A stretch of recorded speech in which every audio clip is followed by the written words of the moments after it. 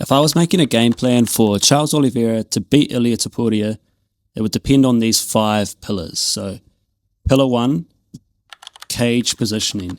We've seen at 145, Ilia have a ton of success backing opponents onto the fence as soon as they hit the fence, steps in with his overhands, his left hooks, and his power's too much. He's knocking people out left, right, and centre. So for Charles, he needs to stay on the front foot. Now, an advantage that Charles has is that I don't think he's going to be afraid of Ilia's power. He's not going to be afraid to step through the void, through the pocket, and, crash into Ilia.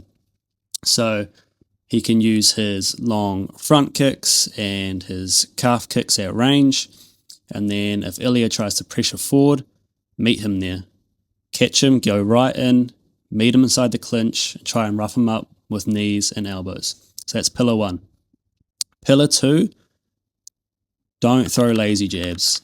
In fact, for Charles, I wouldn't be prioritizing the jab at all in this fight. Ilia loves to time that jab. We saw it against Volkanovski and Holloway, that after, say, the first round, he gets a read on those jabs and he starts trying to time that cross counter over the top. So unless you're going to throw a lot of feints so that he can't gauge when you're actually committing with that jab, I think it's pretty risky to be throwing that in this fight. Pillar 3 is attack the lead leg. For some reason, no one has ever really gone after that lead leg of Ilia Topuria. He's really heavy on that front leg and he has quite a bladed stance. It's definitely a target that I think Oliveira should be looking to exploit. Number 4, or pillar 4, would be to use his clinch work. So, like I was saying before, when Ilia tries to pressure, meet him in the clinch, use the single collar tie or the Muay Thai clinch, look for knees to soften up the body and elbows to slice him up.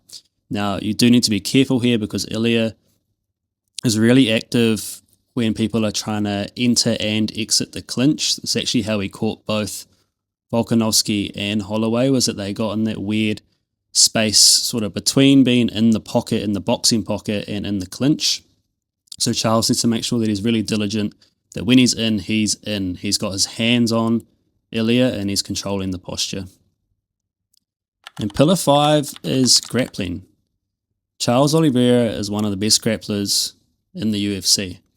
And we've seen him rely on that a little bit more. In the Michael Chandler fight, right, he went to his grappling quite a lot to push Chandler against the fence and wear him down.